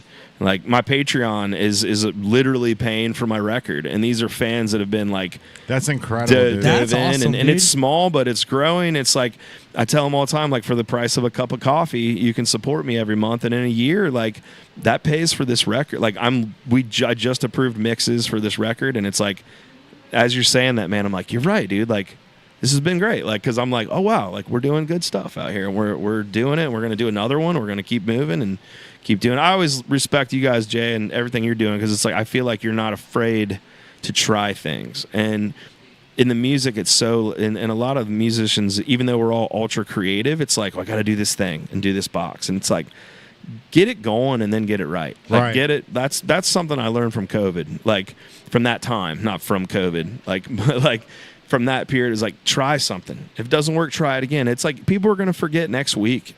For sure. Yes. You know, short memories, man. We do live in a situation in a culture now where people are there's so many things that are happening all at once, where people have to pick and choose what they're really focused on. Yeah. And obviously politics have a huge hand in it, but when it comes down to it, like if you do something this week and you release a record or you release something, you have to do extra due diligence to keep it in their mind. Otherwise, your record, which you put a whole year into, you put your whole entire year into this record, and they're like, oh, we listened to it once, and that's good. And all of a sudden, Lil Wayne comes out next week, and you're like, And like, dude, I get worried, like, what's coming out this week? You know, like, exactly. And you probably know what's coming out that week, because you have to think about that. Where they're like, all right, instant gratification. Well, we're definitely getting into a season. Like we track this whole record at my guitar player John McGuire's studio, and it's like, we're gonna I've used Nashville Cats, I've used session guys. You're talking about Keith Urban, like his banjo player played on one of my projects. It's like those guys are those session cats that can do it. Well, I got a road band that we travel with, and I was like, hey, let's do this ourselves, because we can. We're all audio dorks and we can do it. Sure. But we're always like, well, we got to do that Nashville thing or that thing that sounds like that. This EP we did. It's totally DIY. We've produced it. We've recorded it all of ourselves, and I'm really excited about it, because it's like I'm not really worried. I don't really know what's going to happen to it, but we're going to put it out. I do think my real fans are going to be like, this is the stuff we've been telling you to do, because it feels like us live. You know, it's not this other thing. But try it. And I told the band, I was like, if it doesn't work, or if it works, then we look like geniuses and we get to make music together for the rest of our lives. You know, if it doesn't, then you're just back at the drawing board, bro. Yeah. Well, I think you are a genius in the sense of the word, by the movements you've made and how you've navigated it, because how difficult it is to navigate in this era with social media. Yeah. And how 15-second clips are now long. Right. That's wild to think Your about. Your first 3 seconds. Right. You're like, 15 seconds is a long time. Why is that? We used to have long form content, a whole music video. Now you get the music video, and we're like, all right, well, that's just, they have to find that. We just need snippets of the best parts, 3 to 5 seconds. Man, it's a whole different navigation. Social media is where it's at, and I can't tell you how many times I'm getting told by business folks and seats like, well, if you get your numbers up, if you get your numbers at. But I can also tell you that I'm playing shows with people that have 500,000 followers on TikTok, and they're bringing 5 people to a show. Right. And at some point that does translate, and you got to figure that out. But it's like, man, I don't know. I can't stop looking out and seeing people singing my songs back and just falling in love with whatever that is. Right. Like, that's what we're going to keep doing. Yeah, but man. I do think to your point real quick before we jump into something else, I do think engagement. Engagement. Real engagement is really the most important part of that. True. Because when you're kind of like releasing stuff, if people are communicating with you through social medias and you're kind of even hearting stuff, it is as simple as you click at the screen for 2 seconds. That goes a long way with this guy that's been following you, and then he will show up because the song, like when Eminem has the song Stan, and he's like, I've been writing you. That's real. Right. He's been writing him, and Eminem's the busiest person on the planet, I'm sure, at that time, but he can't get back to that letter. But like, people are wanting to reach out to you because you're doing something different. You're exposing yourself. You know what I mean? And you're talking about your family and your faith and everything. You're laying it out. They're not laying it out right now. They're not on a podcast. So people want to relate because people live vicariously through others, and that is that's a human experience. And then you inspire someone, and before you know it, the next big artist, and they're like, yeah, man, there was this at the time this little artist named Noah Smith, and I just started playing guitar because I saw him play at VOA Fest the second year, and I was in that crowd, and now. And before you know, you change the trajectory of some man's life, and he's now providing for his family, all because you did that. And I think that depth and complicated life that we're in is why you're here. And how genius you've been with your movements. You talked about Whiskey Jam. That was one of the most impressive side stages I've ever seen in my entire life. Like, I don't even think it was a side stage, but they it's not the main stage, but they're pulling, the last day they're pulling it down. I'm like, how long is this going to take? That's $1 million stage. How long is this going to take, Jay, for them to like break down this side stage, like quote unquote, but you're out there doing something different, and I think playing Whiskey Jam. I'd love to see more Whiskey Jam stuff though. But dude, they're in Nashville Mondays and Thursdays. You can roll into town. I'll be down there next week. Come down and hang out. But they do them every week too. So it's just like nonstop. Those shows are happening and they're growing. And putting myself out there, I want to say my boys got to go to school tomorrow. We're so wrap this up. Man. I wanted, because I can sit here and talk all night about crazy. Oh, I know you can, bro. I wanted to hit the EP real quick because you were saying it was a crowdfunded EP through your Patreon, man. So you got an EP coming out this fall. And then you have your first single coming out September 6th, right? Yeah, that's the first time anybody's heard it officially out loud. Oh, September shit, 6th, let's go, bro. It's right around the corner. I haven't told anybody. September 6th, we got a new song that's going to be dropping. And then another big thing that's going down I'm really, really excited about, we're at the Southgate Revival. We haven't been back there for our own show and our release show. It's been a decade since I released my first EP, so we're going to go back to the Southgate House on September 21st. Megan Farrell's going to be opening, and Max Gears is going to be on that show. So we're really, really excited. Tickets are going to go on sale really soon. So all kinds of good stuff, man. This EP just feels real. It feels like us. And again, I'm kind of in that way of like, if people don't dig it, like we're gonna make another one. You know what I mean? Like, so. But I'm loving it. These songs feel very just where I'm at right now. This record in time, and I'm really, really proud of my band and my team and what we got going on. So we're excited. We're super proud of you, man, for being a part of the VOA, like time and time again. Every time that you're part of the events, you double down on it. Appreciate it, and dude, the execution is flawless. You know what I mean? There's moments to it. There's things that you do that you don't know if they're gonna work in the long run. But like a prime example, like I said, was my wife, bro. Just seeing, what you guys did at Megacorp, and then coming back down. And the second that I said I was interviewing Noah, she was like it just recalled something in her brain. Cool. And she didn't. Typically, she's like, "Oh, who is that? What is that?" Right. But it was an instant recall, bro. Where she was like, "Oh, that was such a great show that we had down at Megacorp." So. Yeah, well, man, September 21st, come out. I'll put you guys on a list. We'll do it up. Let's do it, man. Absolutely, yeah. Let's go. We got lots to talk about. September's going to be an interesting month. I hope it all works out for us because you opened my mind when you mentioned another 2-hour conversation. I know, dude. You opened when you said I have a whole other thing that I do. I'm like, oh, Candace, she'll be like, where are you going this Tuesday? I'm like, oh, I'm going back to Native. We're going to talk for again. Yeah. Dude, doing these are so good. It's like you just get it out, man. You get and So I appreciate you guys having me. This has been fun. Yeah, for sure, man. We're gonna have to get the wife on the podcast too, so we can interview her about photography skills, bro. We have people all the time like, you guys should do your own podcast, and they're like, oh man, because she's awesome. She's incredible photographer. Yeah, absolutely. I can tell, and she's passionate too. Although she forgot her camera because she dropped the boys off. We're sure. We got some cameras here. I know. We always have cameras here, you know. I do actually. Do people always ask me like, do you use her for all your photography? I try not to ask her. Like I had another photographer. Shout out Jordan for shooting. We connected. Yeah, she's awesome because I like Candace to come and have a cocktail in her hand and enjoy the show. That's how I met her. So I feel like that. You know, it's fitting. Yeah, that around the campfire. And the fact that you think about that is really important, which attests to you as your such a sweetheart. Did you hear that? Yeah, that's what I'm saying. He is a sweetheart. But the thing is like you're thinking about everybody else even before yourself, and that attests to you as a human in your walk, man.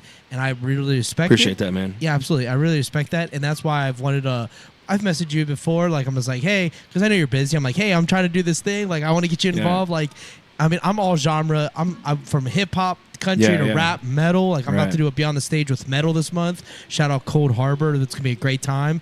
And like the thing with me is that if I can put someone on the map in a sense that I'm just because I have awesome people I'm working with, if we can just put them in the place that they can just go and thrive, and then I just continue. Yeah. You know, I'm just gonna continue my life, but they're gonna continue in a path that they may not have had open because I can just connect one person. That's it. It's all it takes, really, and then.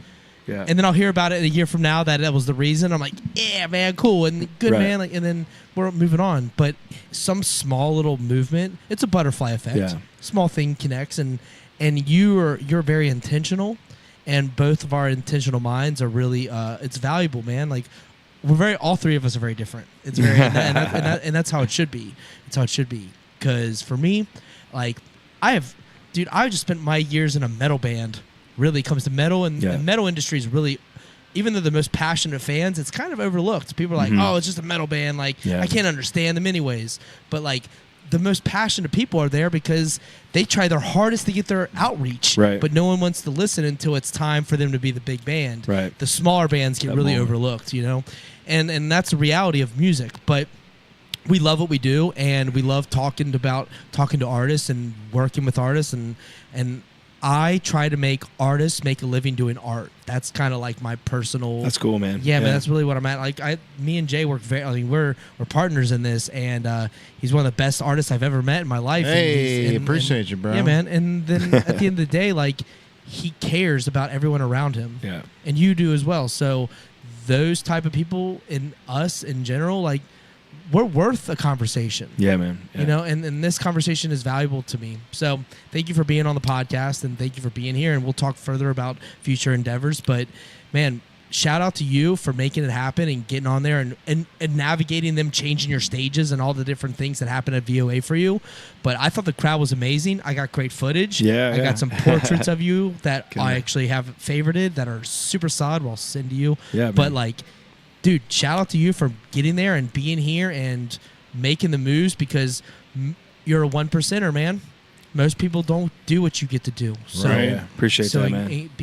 Be vigilant and continue to do your thing. Store looks good. Everything is looking great, man. Appreciate you guys a ton for having me. Appreciate that, man. Appreciate your family too for letting us borrow some of your time, man. I know a Tuesday night is hard to allocate when it comes to kids, bro. So that's how we do it. They're like first day of school. We're like, we're going to a podcast on the levee, man. Tell your friends about it at school. You'll sleep later, man. Yeah, well, you'll sleep later. Our kids have the most unorthodox like schedule. But my friends, like I'll be at their house and their kids just go to bed at like 8 o'clock. I'm like, I don't see my kids unless they're up past 8 o'clock. Right, you're giving your kid fruit by the foot at 8 o'clock. Like, let's go, bro. That's cool. Yeah. I can relate to Charlie's the same way. Like her mom's like she's like 8 o'clock. I was like, my life is. I'm trying. Yeah. I'm trying. My life's a little bit different. She's like, we do power naps in this house. Yeah, she's like, because you know we do our thing. She's like, I know. I'm like, Charlie's living a very unique situation. She meets all these people she doesn't know. She's 4 years old, walking into people that's shaking their hands, and that's it. And she says hi, and I have stuff here for her, but like nothing's cooler than a kid that can hang out, man. Like that's the coolest. Exactly. I love it. I love that. I really do. Mad respect though, man. Appreciate you. Thank you, guys. All right, man. Noah Smith, bro. So if you guys want to can they pre-download the first single? Or? Nothing's out. Nothing. I literally, when you just said September 6th, first time I even announced that song's popping. It's a quick release. We got another one coming, and then the EP is going to drop in the fall. So September 21st will be the first time you can get hard physical copies. So the whole record's not going to be out. I'm just changing it up. Like, why not try something new? You know what I mean? So we got 2 singles. If they want to get the physical copy, it's September 21st. Best thing anybody can do is support me on Patreon, patreon.com/Noah Smith. I drop a song a week, an original song I write every week, and I drop in there. So I just started that little song club action, just having a blast and doing this thing. All right, man. If you want to, so if you're going to have physical copies, if you want to leave any down here, let's do it. What we can do is maybe they can stop down here and then purchase it through like a Venmo link or something where. You know, you got your family, you got things you got to do, and that last thing you want to do is leave the house at 7:00 during dinner time to go drop off a CD. So I'll drop some by. If we're able to keep 20 CDs in here and then just keep it as a threshold where they'll walk in, they'll Venmo you the 10 or 15 or whatever the CD costs. Yeah, man. You know, they can just pick it up here. We're 100% for it, man. Cool. But you know, obviously we wouldn't want any percentage of it.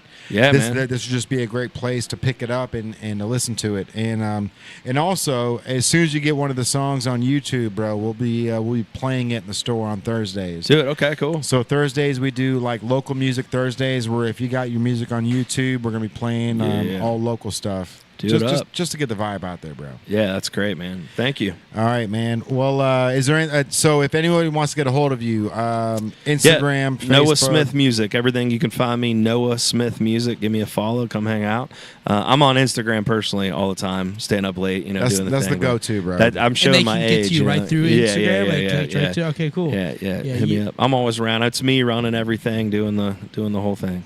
Awesome, man. Doing the whole thing. DIY, bro. The whole damn thing. All right, bro. I think we're gonna talk a little bit. Was it 9:00? Yeah, we're gonna talk a little bit more. Yeah, we'll run a little bit longer, but cool. But Noah's got to get out of here. Yep. Thank you, guys. Yeah, man. See I y'all. appreciate you. Waylon, the boys. I appreciate you guys, man. Thank you for hanging out. And the wifey, we're gonna have to get you back on, and we're gonna have to use her for some photos too.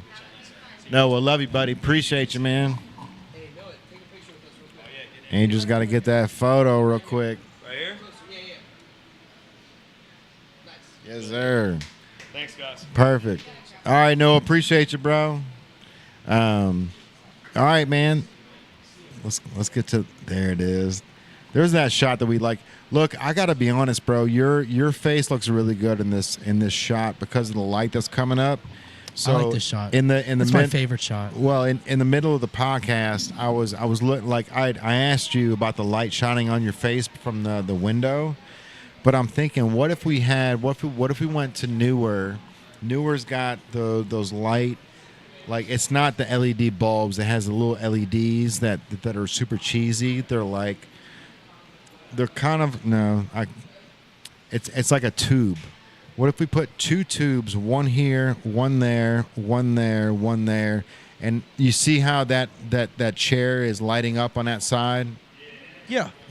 What if we had lights hanging off of this right here that lit up everything this way? So we are brighter. So we are brighter. So it actually like lit, like it looked like the table itself was lighting us up. Because when you sit back, the light coming from that window light is really making your skin look good, right? So, God, appreciate you. And then you look at me over here, and like I'm dark over here in the corner. Here. I mean, if I sit here, will be by myself. I look so different than on this shot because it's so further out. But I liked it. This is my favorite personal shot. But that's what I'm saying. If we put LEDs right here facing us, would that be like the trick? Because I do remember how we had it set up at the old store. That light that was sitting in the window right there was actually sitting down on the stage, lighting up A Hunt or whoever was sitting there. But it was light, but it didn't look. It looked yellowish. We needed to look like.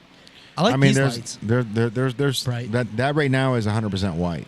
I like that. There's switches in there to turn it to yellow to white. I love the color makes all the difference. You say you're gonna run the restroom? Well, yeah, but I'm gonna. You talk first. Okay, because I was gonna run the restroom, so I'm gonna talk to myself.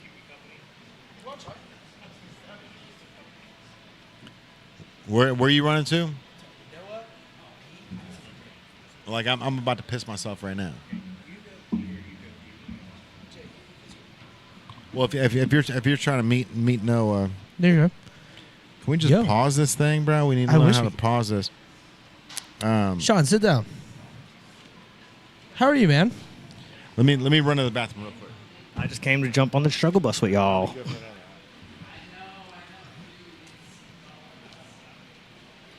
You didn't even hear me, did you? You can't ask questions and don't listen to the answer. You know, I mean, I'm here for all the questions and answers. Well, you asked the question. Did you hear the answer? What is the answer? What was the question? Well, first off, I would ask the question is, You said, how are you? how are you doing, and what brings you here tonight? I just came to join the struggle bus. We're on a struggle bus. I'm on a fast-paced bus right now. I know. Dude, I've had an incredible weekend. I've had an incredible weekend. I was part of VOA. I made significant connections. I was supposed to be up there, met but so many awesome people. I didn't get to make it. But it looked interesting. I wonder, how'd that confessional booth go? You know, the confessional was pretty cool. I learned a lot about people that I wasn't expecting to learn, and I feel like people just wanted to speak their mind, and they wanted to just say whatever that was going on because they felt some type of way. Right. And VOA was bringing out a lot of people because they were getting the drink on, let a little loose, and Yep. time to talk in the Ain't nothing better than country, right? Yup, exactly.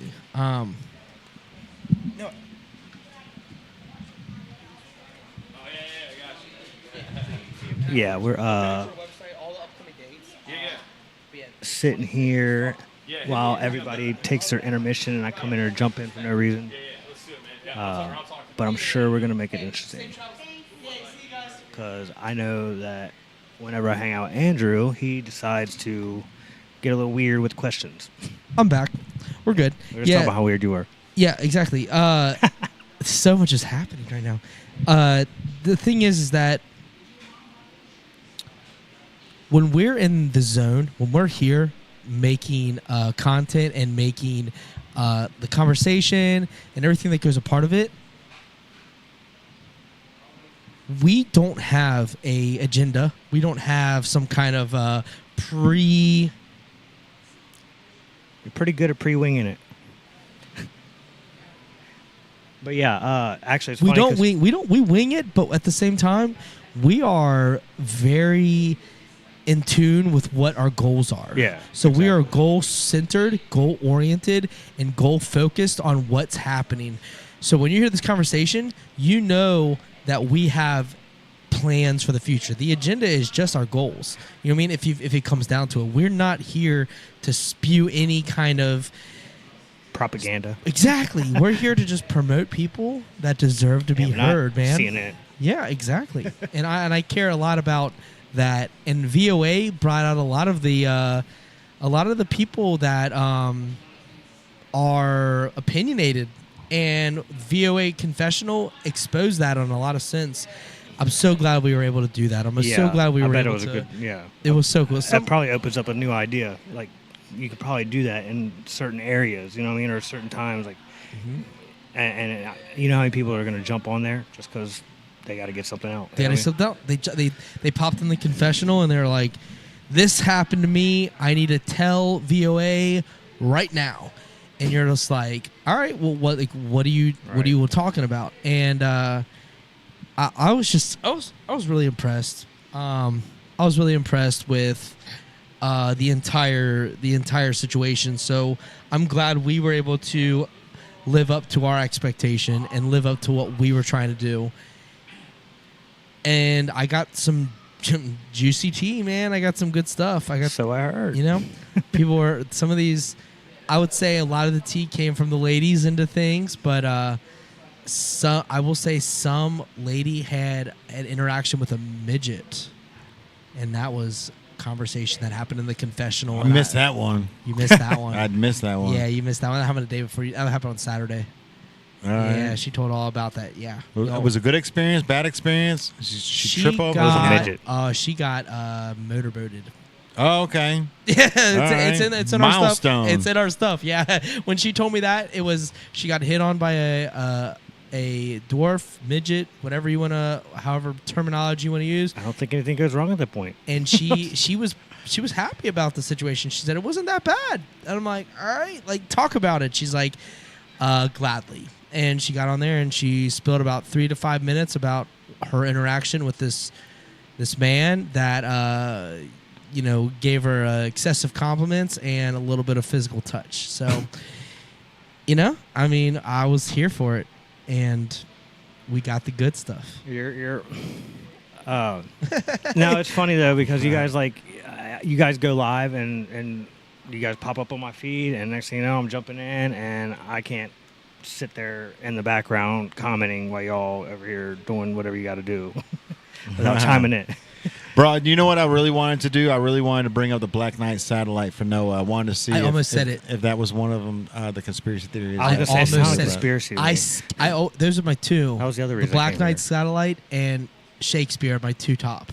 Okay. They haven't changed. Yeah. Nothing's changed. That's like a year in now.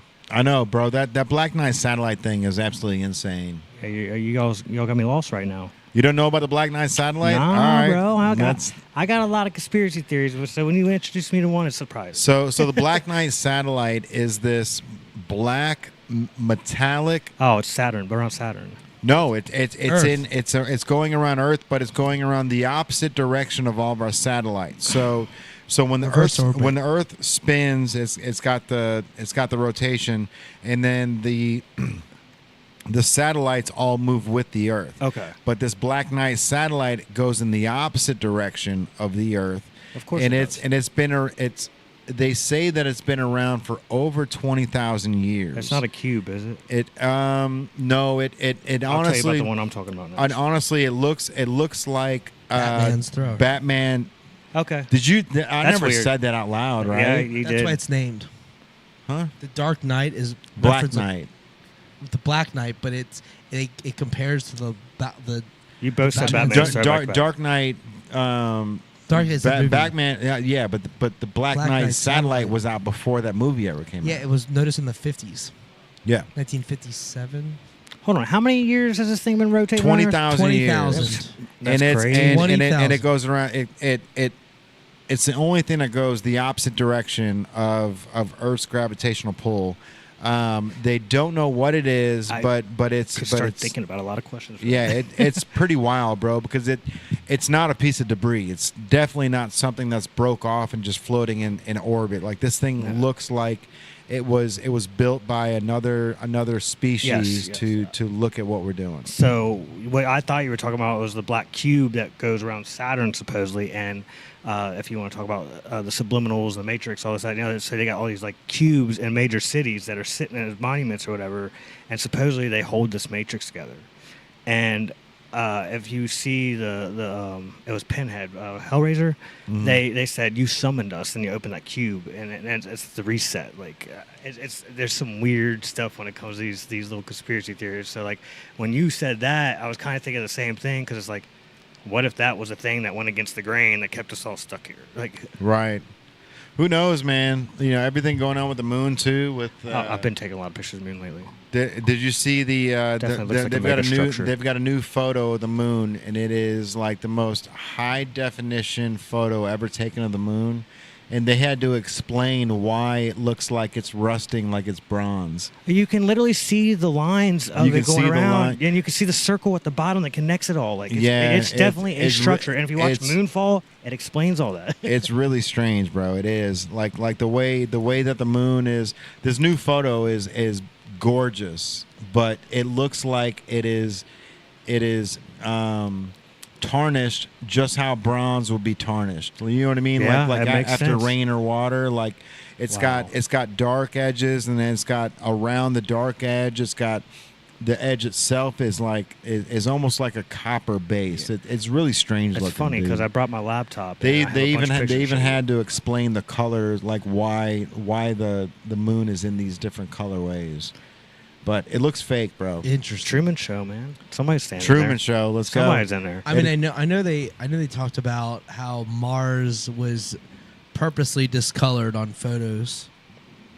Oh yeah, for sure. So for sure. I mean, that they didn't want to make it look like Mars was ever inhabitable. No, it definitely was. It definitely was. I mean, you can see the There's scars. proof of it. You can see scars all over the planet, bro. I think we probably came from Mars at one time. If anything, it was supposedly an ancient civilization that went through a catastrophic event there, and something transferred them away to another spot. There's pyramids there. I know that. So yeah, there are pyramids on Mars. There's also like equator lines, which is crazy. So like the face of Mars, which they try to disprove. They're like, oh, that was just like your mind. The blotter effect or whatever. Yeah, I know. Yeah. I can't stand. When Your mind's gonna make it look like it's a face. Like, no, dude, that is 100% a face, and that is right on the equator of Mars itself. Yep. And there's another one on the other side.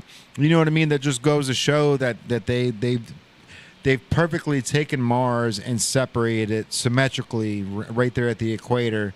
But now they're trying to play it off like, oh, that was just space debris that made it look like a face right there on the equator. that's weird. It was just a coincidence. Yeah. But if you actually go and look at Mars itself, bro, like there's scars. Like it looks like there was a nuclear war that happened where something hit Mars, and then you can see the impact, and then you can see the two edges where like it just destroyed everything around it. Yep, and I think that's why it hasn't happened again yet, because something protected them, and they're protecting us. I mean, we're still in a Type 1 civilization, and I feel like Elon Musk is the one dude that's getting us to a Type 2 civilization. A Type 2 civilization is just somebody is just humanization that can travel to another planet. And we don't have that capacity yet. Like we're not able to break the firmament. To get to the point where we're colonizing another planet. So we're still a Type 1 civilization. Like we are infants when it comes to like the universal structure of what's going on. And now we learned about CERN. Bro, CERN, like if you want to get into CERN, like we can start talking about John Titor, because John Titor he was the one. So in 1999, this is my favorite conspiracy theory, is that John Titor, he traveled from the year 2036 to travel back to 1976 to grab an IBM computer to drop it into 1999 to stop Y2K from happening. And when he was last week, I think. Maybe. Yeah, bro, it's incredible, man, because the philosophy that he's got, like even if it's fake, like the guy is so smart that it makes sense on what's happening. But he says that General Electric was the ones that created time travel. GE. Actually, I'm sorry. Take that completely back. CERN created the time travel, and then General Electric, who has a base here right in Cincinnati, bought it from CERN and created the very first time travel briefcase that you can put in like a car to make the car travel. Have you seen some of the people coming out with their little like mini projects of like portal structures and stuff like that? Basically, like the Tesla coils that are creating. People are getting somewhere. It's crazy, bro. Like the way that they're doing that too. Like, and there's not just one person. There's like multiple people that are making it happen, man. So we've got the time travel thing is that what was that one movie, dude? There was a movie called damn, I'm gonna have to look it up. It was about this guy who put an ad in the newspaper, and he said, "I am a time traveler from the future. If you guys want to time travel, message me, and we'll time travel together." I don't recall. I'm a movie fanatic too, so that's true. Here, you're gonna have to watch it tonight, bro, because it is.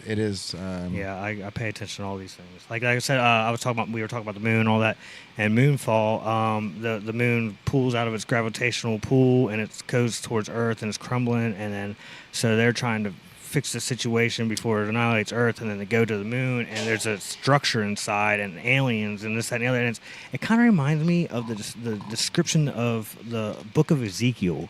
Okay. Because on the inside they got these wheel-like structures, and it's holding a supernova star inside to hold the power. So yeah, for sure. Those are they called. learn how to harness it, I guess. What are those called? Those are called. Damn, man. I mean, there's been several movies that have portrayed that, but it's called a Dyson sphere. Oh yeah. That Dyson is, sphere. So that actually like harnesses the energy where, you can actually. They've got roads and they've got things that travel all around that energy there where you never feel like you're upside down. Yeah. There was a I get what you're saying. what was the Matt Damon movie that was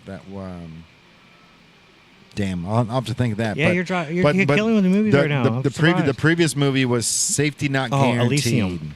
Elysium. Yeah, where they had the healing machine up there, and yeah, that shit's real. Med beds, it's got to be real.